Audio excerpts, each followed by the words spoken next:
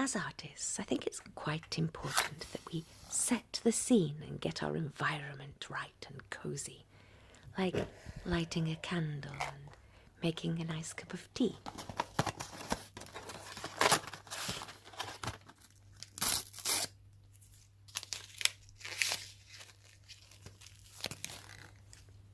As I'm drawing a Wulver today, I thought it would be nice to make a tea that was made of wood and flowers. Unfortunately, I don't have mosses and ferns to go in my tea. I think they'd be poisonous.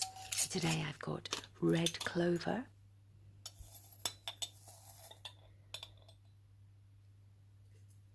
willow bark, chamomile, elderflower. Now a little goes a long way with elderflower. It's very potent.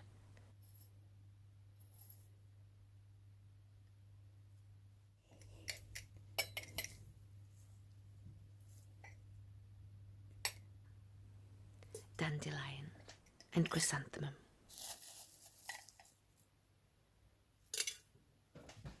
Perfect. Oops.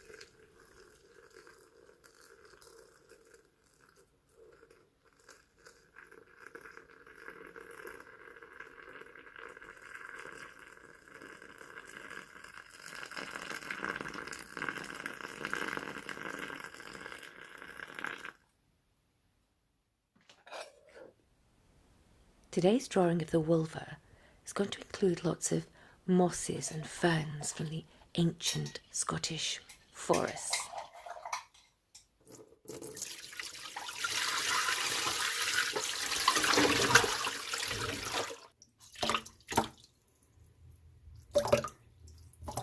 And I thought, I have mosses. I have my little moss balls.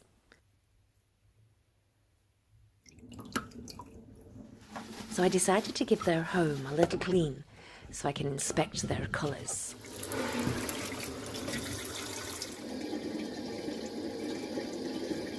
These Scottish moss balls like to be in cool water, cool running water. So every week I need to take them and run them under the tap.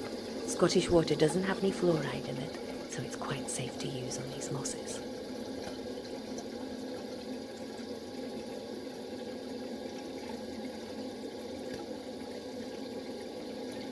See how happy they are.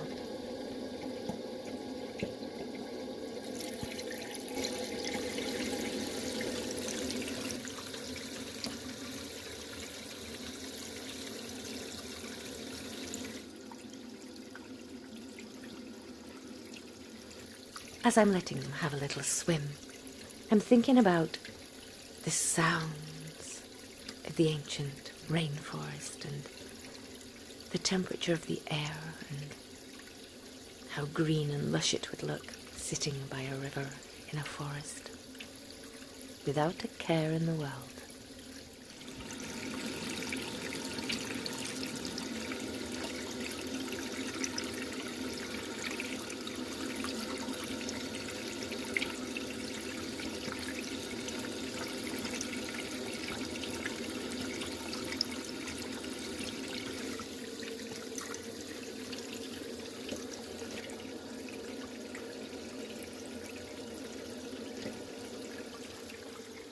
I could watch them all day.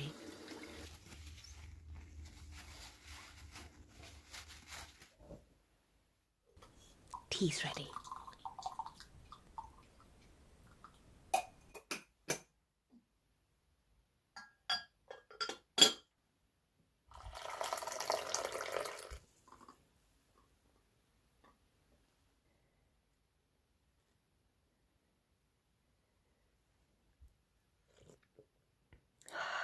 Sunshine.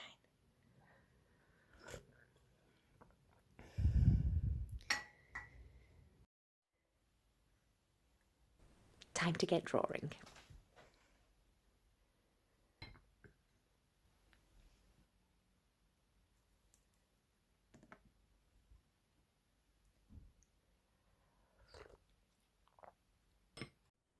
Scotland's ancient rainforests on the west coast have the perfect amount of rainfall for some of the world's rarest mosses and lichens. It's beautiful and exceptionally spongy. But don't confuse your lichens with your lichens, the Wulver, which roam these ancient lands. The Wulver may look frightening, but it's not your typical werewolf. Unlike werewolves who turn from man to wolf at a full moon, the Wulver remains permanently in a state of half man, half wolf, sometimes with a full wolf's head or with wolf's ears and a man's body. The ancient Celts believed the Wulver was descended from wolfkind, not mankind. The terrifying temperament of your typical werewolf is not so apparent in the Wulver. Although he takes a less palatable form, he is known for being fairly sedate and friendly. Regarded as being an approachable being, you can spot a Wulver fairly regularly around the Shetland Islands. They can often be seen sitting on a stone, fishing in a loch or river for their dinner with his companion, the black dog, at his side. The fishing stones are flat rocks located on the seashore or the banks of rivers and lochs. Some have ancient rings carved or lines carved into them by those patiently seated there. With an abundance of patience, the Wulver may spend hours sitting on the stone while they fish for food. The story is slightly hazy on where the Wulver gets the fishing tackle from, but the common theories suggest they either make it from materials they have to hand or they steal it in the night, but the locals know they mostly gifted it as thanks. For the Wulver is a helpful creature in Scotland, who leads the lost out of the ancient Scottish rainforests and who teaches folk lost in the vast misty heathers to follow streams back down to the sea. Poor families that are hungry may find a supply of fish left on the windowsill by the Wulver. The same gifts would be given to any family with sick residents, with the Wulver sometimes sitting sadly outside the home of the terminally ill. The Wulver prefers a solitary life. Their ability to be graceful yet fast comes from their need to escape from human and kelpie predators.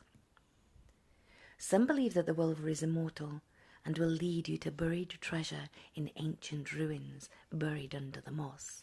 Another belief is that the Wulver is tied to their companion, the hellhounds, or the Kushi, which are omens of death.